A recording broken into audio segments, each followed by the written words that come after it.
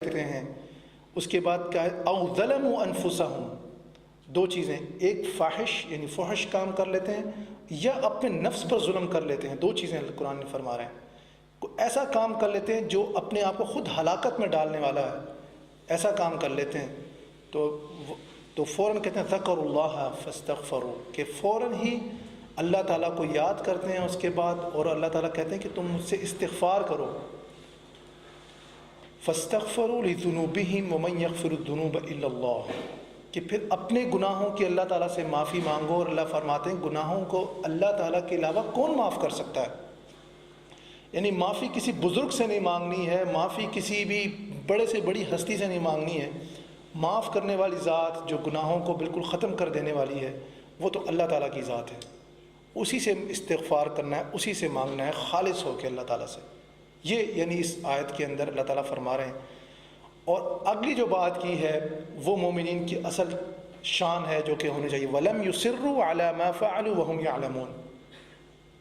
کہ جو وہ کرتے ہیں، جو کچھ کر چکے ہیں وہ اس کے اوپر پھر وہ اصرار نہیں کرتے. یعنی گناہ ہو گیا، اللہ تعالیٰ کی طرف رجوع کیا اور پھر اللہ تعالیٰ سے معافی مانگی اپنے گناہوں کی، اور پھر اس پہ اصرار نہیں کرتے.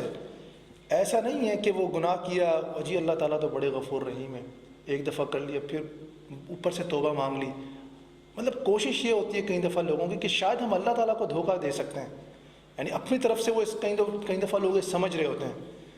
لیکن یہ یقیناً یہ بات صحیح ہے کہ انسان اگر سچے دل سے توبہ کرے، پھر دوبارہ بھی ارتکاب کر لے گناہ کا، کوئی غلطی ہو جائے، پھر نفس پہ ظلم کر لے، لیکن دوبارہ اگر توبہ کرتا ہے تو اللہ تعالیٰ اس کو معاف کرنے والا ہے. لیکن یہاں پہ مومنین کی شان بتائی گئی ہے کہ جب وہ گناہ کر لیتے ہیں تو اس پہ اصرار نہیں کرتے، یعنی بار بار اس کو نہیں دہراتے ہیں اپنی زندگی کے اندر، بلکہ ان سے بچنے کی کوشش کرتے ہیں کہ یہ میں نے اپنے نفس پہ ظلم کیا تھا، میں نے اپنی غلطی کی تھی. دیکھیے دنیا کے اندر ہمارا معاملہ کیا ہوتا ہے، ہم کسی کے ساتھ معاملہ کرتے ہیں، کوئی کاروباری معاملہ ہوتا ہے، کسی کے ساتھ لین دین کر رہے ہوتے ہیں، رشتہ داریوں کے اندر ہم اب دیکھتے ہیں لین دین کرتے ہیں. کبھی کسی سے ہم جب نقصان اٹھاتے ہیں تو ہمارا عام طور پہ رویہ کیا ہوتا ہے، اس کے بعد ہم احتیاط برتتے ہیں. ہم نے کہا کہ اس سے سامان نہیں لینا، اس سے تجارت نہیں کرنی، اس سے فلاں چیز نہیں لینی، رشتہ داروں کے بارے میں اس معاملے میں ان سے مجھے ہوشیار رہنا کیونکہ مجھے نقصان ہوا ہے اس جگہ سے. ظاہر ہے کہ ہم کبھی بھی دکانداری کے معاملے میں ہو، خرید و فروخت کا معاملہ ہو، یعنی دیکھیے تعلقات کا معاملات ہوں، زندگی کے جتنے بھی معاملات ہیں، ہمارا رویہ یہ ہوتا ہے کہ جہاں سے ہمیں نقصان ہوتا ہے ہم اس کے بعد دوسری دفعہ وہاں جانے سے کتراتے ہیں عام طور پہ کہ نہیں بھی اس کے پاس نہیں جانا ہے. بہت مجبوری ہو تو ایک علیحدہ بات ہے، لیکن کبھی بھی وہ اس کے بعد فرسٹ چوائس نہیں رہتے ہیں لوگ. وہ یا ان کے ساتھ رشتہ داریاں، یا ان کے ساتھ یوں کہہ لیجیے کہ خریداری کا معاملہ ہو یا کوئی اور تجارتی معاملات ہوں. اسی طرح مومنین کا معاملہ ہے کہ جب وہ کوئی غلطی کر لیتے ہیں تو اس کے بعد کبھی بھی وہ گناہ ان کے لیے کبھی بھی فرسٹ چوائس نہیں رہتا، بلکہ کوئی چوائس ہی نہیں رہتا ہے. تو وہ کہتے ہیں کہ نہیں اب اس کی طرف لوٹ کے نہیں جانا ہے. یعنی یہ اصل میں انسان کی فطرت کی طرف یہ کہا گیا کہ انسان جو اچھے لوگ ہوتے ہیں مسلمان، وہ اس طرح کا ان کا عمل ہوتا ہے اور وہ اس طرح سے اپنی زندگیوں میں تبدیلی لے کر آتے ہیں.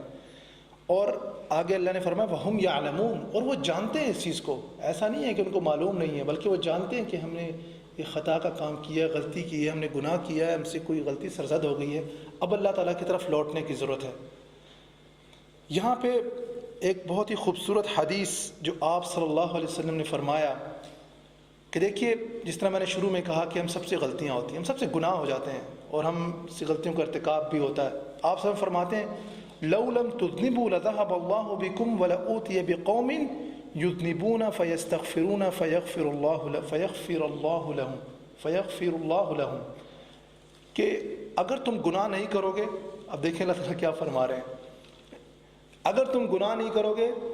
تو اللہ تعالیٰ تمہیں ختم کر دیں گے اور ایک ایسی قوم لے کر آئیں گے جو گناہ بھی کرے گی اور اللہ تعالیٰ استغفار بھی کرے گی. یعنی اللہ تعالیٰ کہہ رہے ہیں کہ دیکھیں گناہ ہو جاتے ہیں، اس کا مطلب یہ نہیں کہ ہم جائیں واقعی اللہ تعالیٰ نے کہا گناہ کرو، اس کا مطلب ہرگز یہ نہیں ہے. مطلب یہ ہرگز اللہ تعالیٰ کو استغفار کرنا بہت پسند ہے. یہاں سے یہ پتہ چلتا ہے کہ جب ایک آدمی اپنے گناہ کچھ سے سرزد ہو جاتا ہے تو فوراً اللہ تعالیٰ کی طرف لوٹتا ہے. یہاں سے یہ بات بڑی واضح انداز میں پتہ چلتی ہے کہ اللہ تعالیٰ کہتے ہیں کہ اگر تم لوگ گناہ نہیں کرو گے تو میں ایسی قوم لے کر آؤں گا جو بالکل گناہ بھی کریں گے اور اللہ تعالیٰ سے استغفار کریں گے. یعنی کتنی بار یہ بات یہاں آ چکی ہے کہ اللہ تعالیٰ کو کتنا پسند ہے کہ کوئی اس سے مانگے. دنیا کی جو ہستیاں شخصیات دیکھتے ہیں، یہاں تک کہ بیٹا اپنے ماں باپ سے بھی اتنا نہیں مانگ سکتا، وہ شرم آ جاتا ہے آخر میں کہ بھائی بہت ہو گیا۔ ماں باپ بھی کہیں گے بھائی کیا ہو گیا، تم روزانہ پیسے لے لیتے ہو مجھ سے آ کے، روزانہ یہ چیز مانگ رہے ہو، کل ہی تو تمہیں لا کے دی تھی،